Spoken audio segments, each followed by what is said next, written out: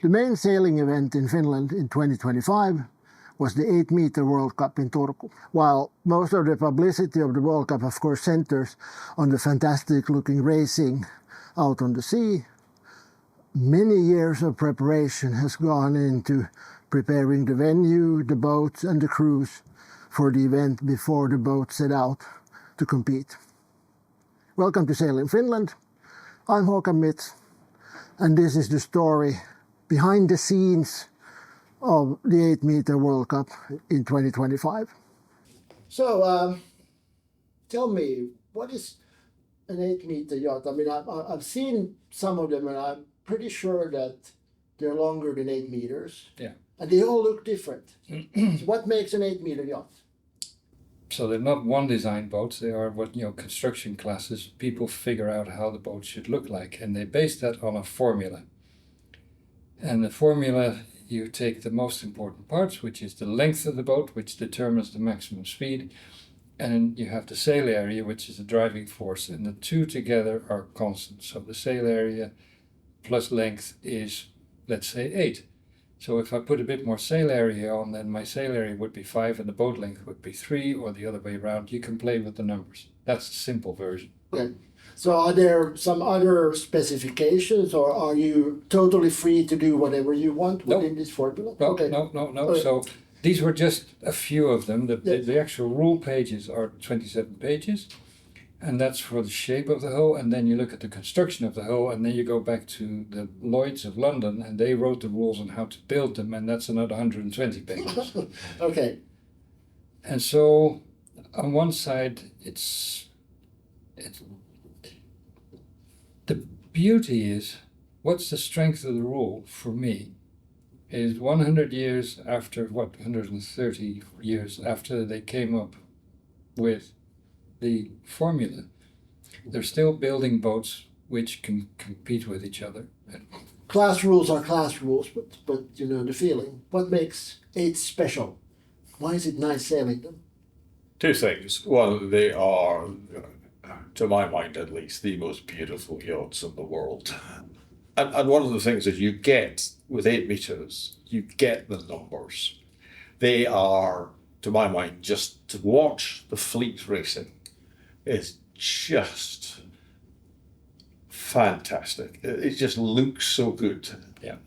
The races were held out on Airisto, which is a body of water which in Finnish we call either selkä or in Swedish fjärd. It's an open, rather sheltered body of water just outside Turku. There's even a song about it, and the club organizing this event, Airisto Segelsällskap, has also gotten its name from this body of water. Finland is also quite an interesting country for hosting 8-meter World Cups. Yeah. What's our history there? Well, we have already have quite several ones after Yes. the Second World War. The last ones were in Helsinki. It was really big one. I think we had more than 30, almost 40 boats. So that was 2013. And it was the waters of Harma ja Grohara, the lighthouse in Helsinki, and now in the next summer we will be at Turku in Airisto, which is really interesting for me because this is my hometown. Yeah. And of course it's home waters and really like you have to say, although it's like a lake, it still has the rough weather, so it can blow everywhere, and though the waves will be quite small, the wind will be quite hard at that time. The different days, it can be light weather or it can be breeze really hard. If you organize a sail race, one topic is certainly going to come up, and that is the wind. What are the wind conditions in the race area? Behind me here is Airisto. It's the area where the race is going to happen. Hoping for light medium winds and proper tactical conditions, which Airisto is very good at setting up. People say that no one knows the winds in Turku, but let's see. Let's see if we can make some kind of estimates what kind of winds to expect during the World Cup. First, let's take a little bit of an overview of the race area. So here we have the race area. Airisto, or actually the northern part of Airisto.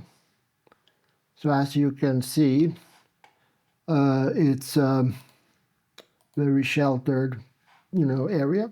There's actually an interesting little detail here. Rajakari weather station on this little island here at the southern end of the race area, and there's actually historical data stored for the Rajakari. The wind speed in this thing is actually plotted. Now the axis here is actually time.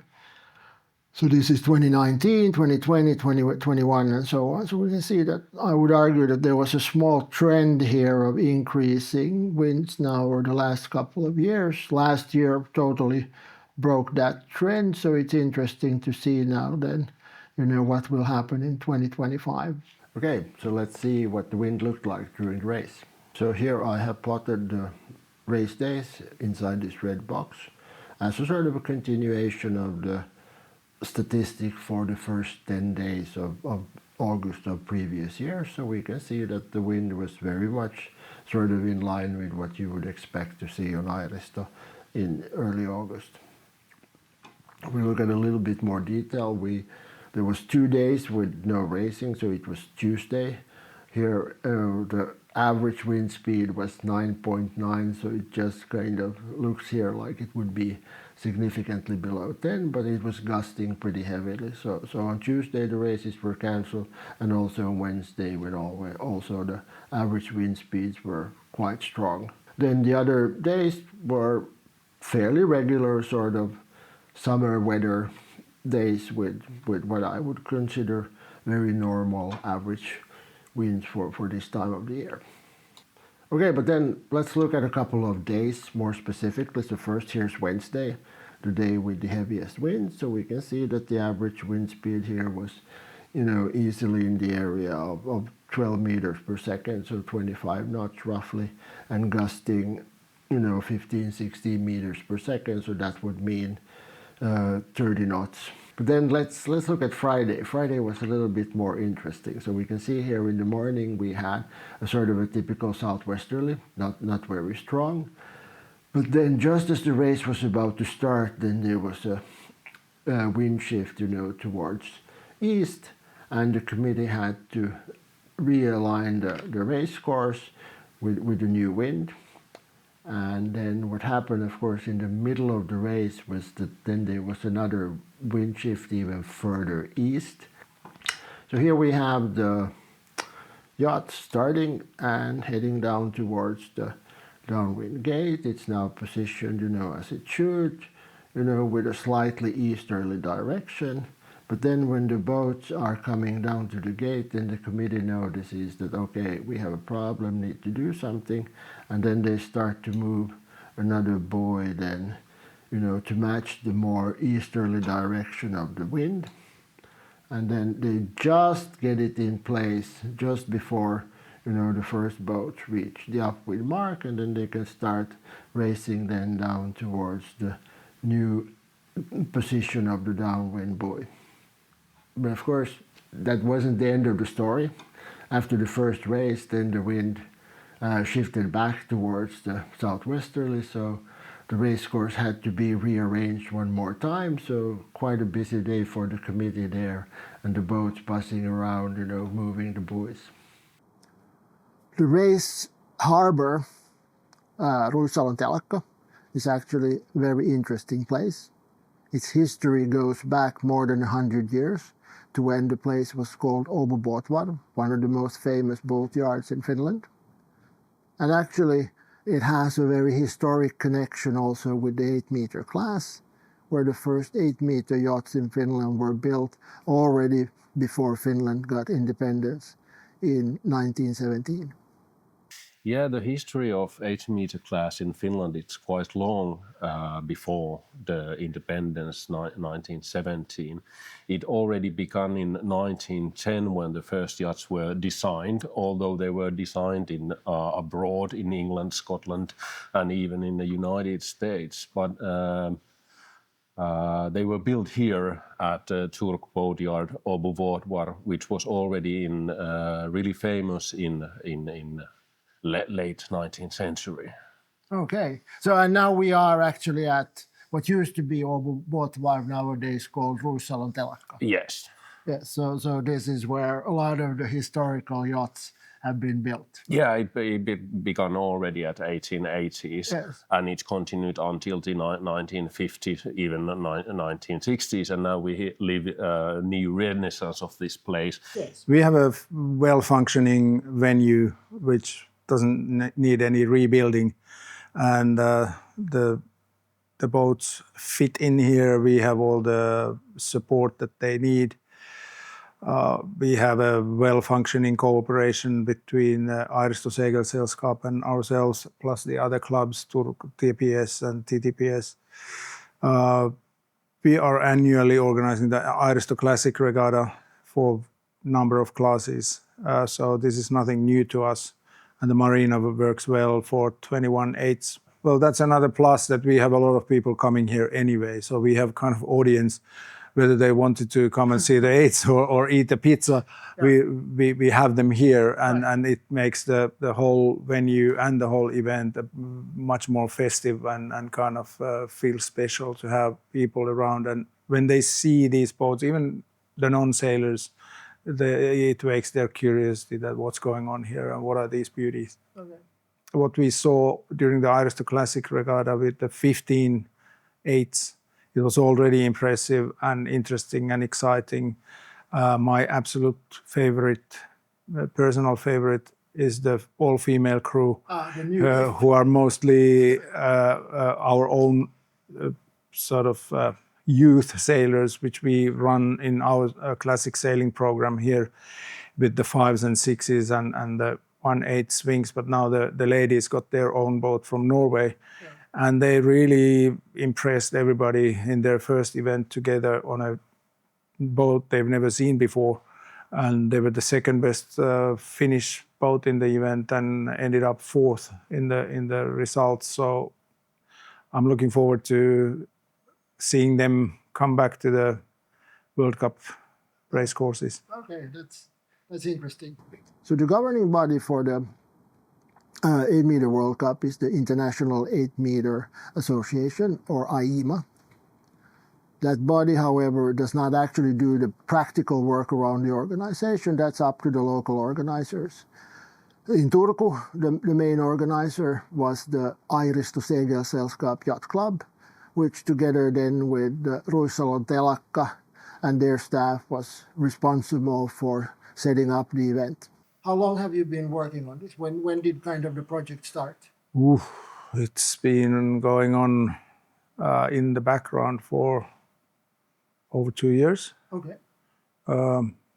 Last year, there was a sort of committee or a working group visiting the 8-meter worlds in Scotland. We have had City of Turku quite early on board as even a financial supporter and a huge support for the event, marketing-wise and all kinds of things. So that was probably a crucial thing to get the wheels turning, to get City of Turku to back the event and be so supportive. And then after that, we have been able to hire a project manager for the event, and he has been actively looking and also signing sponsors for the event. So I think it's a unique, one of the few bigger sailing events in the country where things have really gone quite well and according to the plan. Okay, understand. I mean, I talked to Saxdor, but it was then kind of your project organization that was also responsible for finding the sponsors. It wasn't the 8-meter International. It was basically the organizing club, Airisto Segelsällskap, and their project manager, Johan Eller, who has been working on this for a long time and has been able to do it, if not full time, but at least on a weekly basis. And he's been spending lots of time and thoughts on it. And without that, this would have not been possible. And that was that was made possible by the city of Turku coming on board so early and making this a priority event for the city for this summer. Financing of the event is actually up to the local organizations. And in this case, the organizers were quite lucky in that they got a couple of very nice sponsors. One of these sponsors was the Finnish powerboat manufacturer Saxdor. So let's see why they joined the event as a sponsor. Well, we got approached by the classic 8-meter competition organization, and my first question was exactly that why would we? But very soon, very fast, we found the common ground. First of all, we like to be part of very classic event, and we believe that boating is boating. People who love boats, they love boats. So we definitely we are honored to be part of this very classic event. Second is that our boats are super comfy, super versatile, and very agile to move around. So, in our role as a supporter of the race, because you need supporting functions, you need press to view the contest, you need transportation boats. So we figured that it's a very good way of also showing our boats to a global sailing audience. And what we have also learned is that many of these people who take part in the classic 8-meter category, they are also passionate boaters, and the captains and the crew, they need the motorboats to support their hobby. So we think it's a good match. Okay, so next let's move over to the boats. The 8-meter rule is kind of embodied in something that's called the certificate, the measurement certificate, in which then all the different measurements of the boat are collected. And hopefully then out of that with a formula, we get a number then which is 8, or actually in some cases just a little bit over 8, which is then, the critical criteria for whether or not a boat can compete in the race. So let's go to Red Sky Yachts and see how they prepare a boat to actually then match the certificate. Okay, so the 8-meter rule, like all the meter boat rules for the different classes, the 6-meter, the 8-meter, the 12-meter, they take into account basically the amount of water that the boat displaces and combine that with a sail area to come up with a rating for the boat. And that's what we're going to look at today, is how we look at the displacement of the boat through a scanning system and the measurement certificate, and how the sailmakers come up with a certain sail area to combine with that to have the boat fit within the 8-meter rule for the class or the division that they're sailing in. Problem is that as boats age, they change their shape a bit. As owners add or subtract parts to the boat, the weights of the boats change, so the displacement changes a little bit. And in order to have an accurate certificate, you need to have an accurate displacement of the boat. And that's what we're involved in, making sure that your boat is going to match your certificate so that it's legal as an 8-meter to go out and race against the other 8 meters. The idea is that all the boats go the same speed, so the best team wins. And to be the best team, you prepare your boat properly, you go out and practice and obey the rules and sail hard, play fair. Even when a boat matches the certificate, a lot of work goes into making sure that the boat is in pristine condition when the race starts. Everything has to work perfectly so that you don't encounter any problems during the races. So let's take a look at Windy and see how they are actually then preparing the boat for the 2025 season. We heard about Windy about 3 years ago and learned that it has been here in Oritsaari for almost 10 years or so, has not been sailed, and has been taken care of by one of the greatest craftsmen in this business. So Mika Louhivaara, who unfortunately passed away recently, but he had done everything under the waterline, so everything is kind of new there. Yeah. And we learned that there is the World Cup coming in a couple of years, and there is a boat which might be for sail. So we contacted the owner, current owner, then Jyrki Halonen, and finally made a decision to buy it.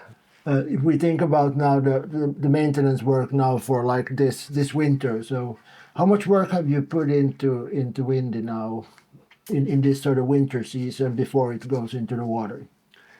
Yeah, I think last autumn we sanded and painted the hull, and it took altogether the end of season maintenance took maybe 2 weeks worth of work. Okay.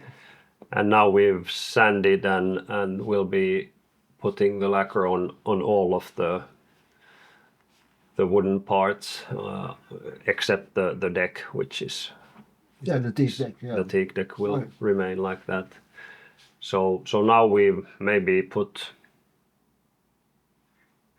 after we're done, another 2 weeks. Okay, so it still sounds like it's doable Yeah. if you have a work. Yeah. Yeah. Okay. So the engines of the 8-meter yachts are of course the sails, and a lot of skills and design competencies also go into making sure that every boat has good sails which are competitive then in the race. So let's visit VB Sails, a sail loft in Finland, to see how they are making a sail for the 8-meter yacht Katrina from Finland. I just went to Red Sky and they told me that they make sure that the certificate for the boat is accurate, and that includes then specifications of the sail. So I come here now, and what happens next? Okay, so designing a new mainsail for the 8-meter. We start with what we would start when we do any new sail for any boat. We look in the database what we have done, if we have done something earlier for that boat or for any similar boat. And now in the case of Katrina, we did the first sails in 2013, 12 years ago, so we have a good starting point from their old sails. So what has happened now in the last over 10 years? So will you be making some modifications now to the sail? The designs they evolve all the time, and they have evolved some in the last years also. So the new sail will be a little bit different from the old one, but still it's a good base to start with. So when we're happy with our basics for the design, we move on to a sail design program where we have already the 8-meter model is already ready here, and I want to start from beginning. The same thing applies here, that we have an existing model that we open, and then we can modify the existing model to fit exactly the demands of this customer and this boat. We send the design to our partner in Italy or in France, and they do the lamination of the body of the sail for us and send us the finished body, and we then put the parts together and do the finish corners and all the finishing layout for the membranes. Okay, so it means that it's actually totally then tailored for this boat. It's totally tailored for the boat. Boats and sails don't win races. Races are won by competent and dedicated crews. So what does it take to win, in the 8-meter class? So fast boat, very good crew, then comes boat handling,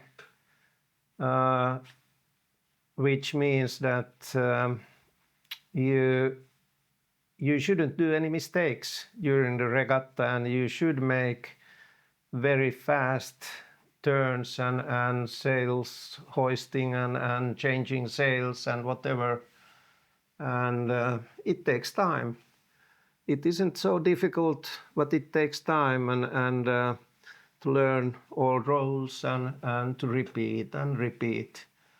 And now when we have sailed many years together, so I have a rule of thumb that if we train seriously 15 days together, so then we are at top level in boat handling.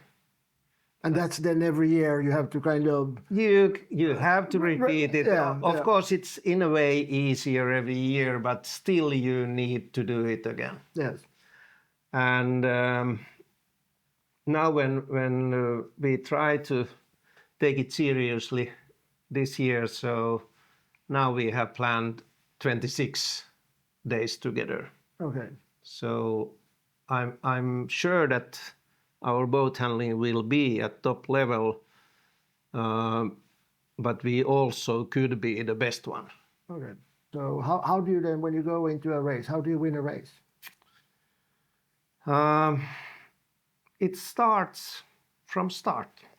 You can imagine that it's roughly the same like in Formula 1, that if you make a good start, it's quite easy to fight for the podium.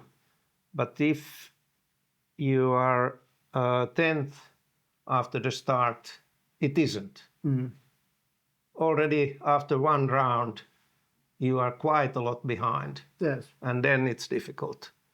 So yes, make a good start. And to make a good start, I say that if you train it 200 times, then the feeling is good. So we will train it. And after the start, then perhaps the second thing is that you need to know, of course, rules and how to use the rules for your benefit, and it means also that how to win boat-to-boat battles. And it happens quite often, perhaps 5 or 7 times in every race.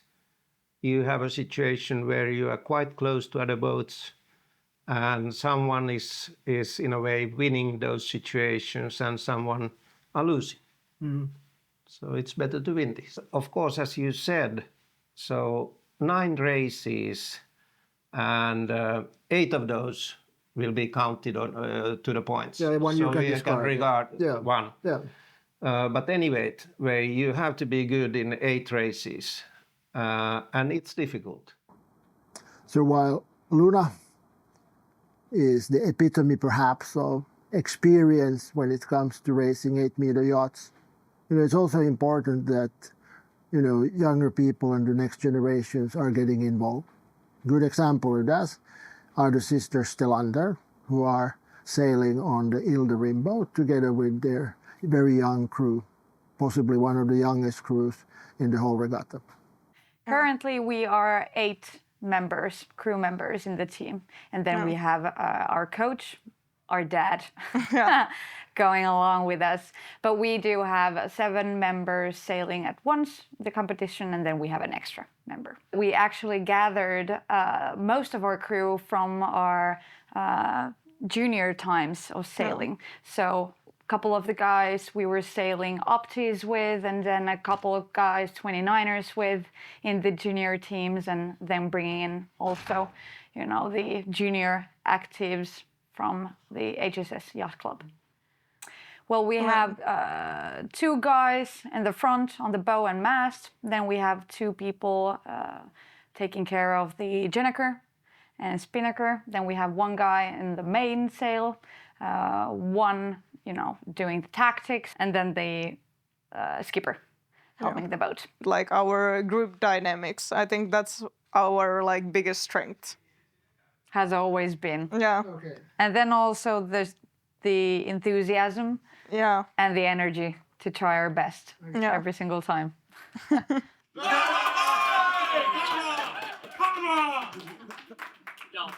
With the boats all prepared, the sail set, and the crews ready, now it's time to go racing. The 2025 event was actually streamed online, and the streams are still available on YouTube. I've linked them from the Sail in Finland webpage, so if you want to check out the daily races and also see the results, then please go and visit my website. Then of course there's just one more thing left, and that is to hand out the prizes. So what kind of prizes there are, and who won, in my mind, the most prestigious prize, the Sira Cup, you will find out next. I'm still amazed about the fact that, boats that are 100 years apart can race together. So how are the races organized then in practice? In practice, everybody starts at the same time, but we are divided into 4 distinct classes when racing at the World Cup, at any rate. That's the first rule boats, who are fundamentally slower than anybody else. Yeah. So there's the first rule boats. There's then what is called the Neptune boats, or very much very much in the spirit of sailing from the 20s, 30s, etc. So those are the Neptune boats.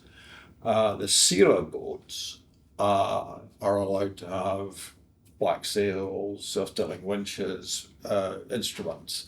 And then you've got the modern boats, the modern boats will typically lead the fleet because they've got winged keels, and they're made of different, aluminium or GRP. But the way it works is we all start together, we all race together, but the prizing is divided up between these 4.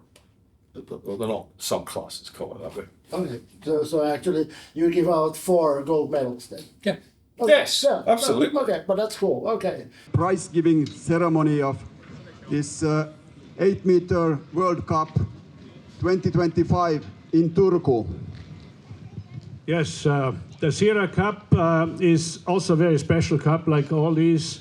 The Sira Cup was donated by King Olaf V from Norway, and the cup has been initiated and donated by the king 1939. The cup is named after the famous green boat from King Harald now. His father Olaf sailed the boat for 60, 70 years now from Norway, and the cup is called after the boat Sira. Then we go to the winner of the Sira Cup. Please, Starling Burgess.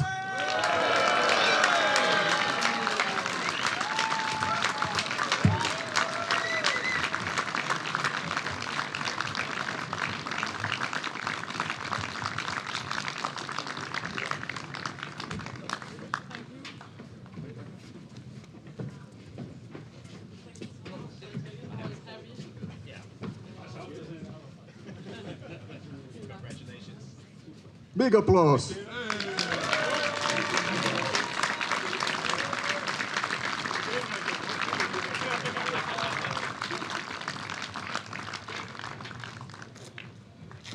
I'd like to again thank everybody, also in front of a lot of spectators here at ASS and Turku, for hosting this magnificent event over the last week.